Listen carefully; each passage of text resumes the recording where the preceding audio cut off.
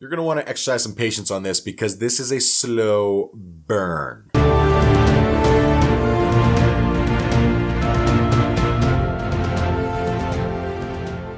Hey guys, it's G from the F Word, here to review Open House, a Netflix original. Now, Open House follows the story of a boy and his mom trying to pick up their past from a tragedy that they suffered. The mom's sister has this massive house in this little town on a hill, and they've been trying to sell it, so they said, by the way, we are going to be having open houses, and we are going to be having showings and so on and so forth, so yeah, you can stay here, live in it, keep it up, and we won't charge you for anything, and, as long as you're gone when the open houses happen and when the showings happen, everything like that. And all is fine and dandy until during one open house, somebody ends up staying longer than they need to. And eventually when an unwelcome guest is at the house and the two people there don't know that this person's there, things are going to happen of an unsettling nature. And that's pretty much our movie. Spoiler free, I'll just give you that. The performances are good. They're fine. They don't really get to do much until the very end, and when that happens, they do a good job of what they're given and what they need to do. Specifically, our main character, his name's Logan, and, young guy. He does fine. You've seen this kid in a lot of stuff. I remember first seeing him in Lost as Jack's son. So, if you don't know why you know this kid and you've seen Lost before, yeah, he's Jack's kid. The last bit of this is really well done and it's really good.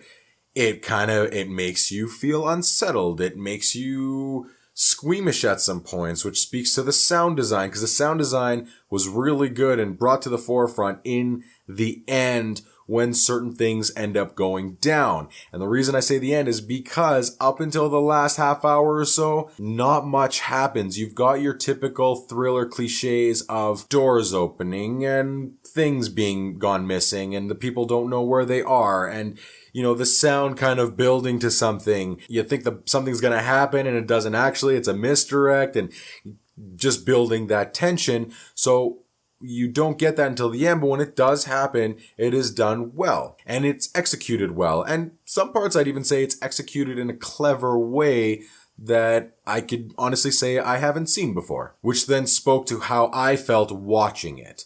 A lot of the times you're watching this, they want you to feel the uneasiness and the tension that the characters are feeling. And in some points I did get that. And towards the end, I got what they were trying to make me feel. Other than that, everything was relatively good. When things actually did happen, it did end up being, really good. And the actors could actually act a little bit more as opposed to just or reacting to certain things that are happening, much like they expect us to do as well.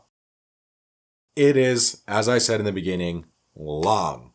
It takes a very long time to get to the end part. Even at about the 45-minute mark when I paused it, that was your kind of first glimpse of some progression going forward.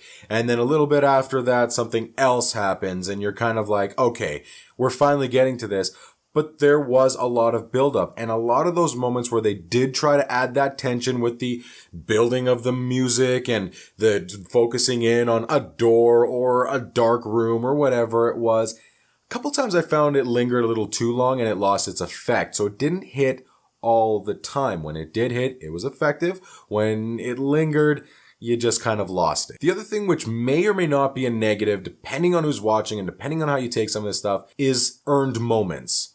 There is a point in this between the mom and the son that I felt came out of nowhere, and it was brought upon the situation that they have, that they're going to eventually be in, but the way that it was progressing towards that, it kind of just came out of nowhere.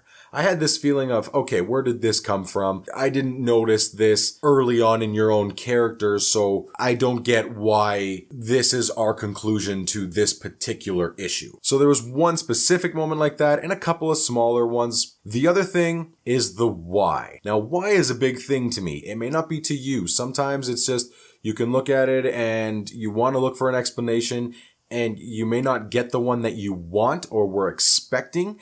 And sometimes that's a good thing and sometimes that's a bad thing. It depends on how the progression of the story and the characters end up. On the one hand, leading up to our conclusion, I kept asking myself, why is this happening? Why are we coming to these certain conclusions?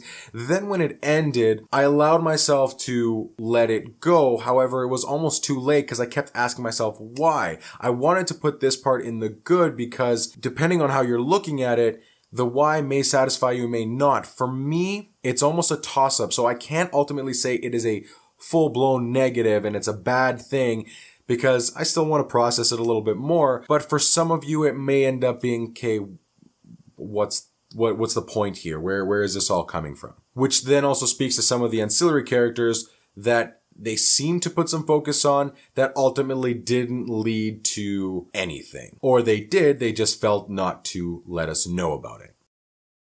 So Open House, decent little thriller. It really comes together towards the end. I think it's worth sticking it out towards the end, but I can understand if you're watching it and you're just like, okay, let's get to where we need to. It is a bit long in that aspect. There are some things I feel they could have taken out to just let it be, straightforward, but still effective. And I could be the only one. You may think that, everything was necessary. I like the way it went, and all the power to you. And if you did, that's awesome, because that means that you enjoyed it more than I did throughout. I did enjoy a lot of sections of it. Yes, a lot of it was necessary. There are more necessary parts than unnecessary parts. However, by the time we got to it, I was kind of just waiting it out and hoping to get to it. Then when it did, it did. So I think if you're sitting around trying to find something to watch and you catch this on and you're not worried about thrillers or feeling queasy and everything like that, check it out. Don't have to rush out to see it, but it's definitely not going to be a complete waste of your time. So The Open House, have you guys seen it? Let me know in the comments below. If you haven't seen it, if this review's made you somewhat interested, I'd love to hear your thoughts after you've watched it. And let me know if you agree or disagree with me in any way, shape, or form, because that's what I live for. Anyways, that's my review of The Open House. You can find me on Twitter at the F-Word. You can email us thefwordpodcast@gmail.com. Make sure you're following Entertain Facts for all the stuff that's going on with the show, with our Instagram page, which we've surpassed 50,000 followers. So thank you everybody who's been supporting our page. We've got some new stuff coming out for you. I'm G, and I'm out.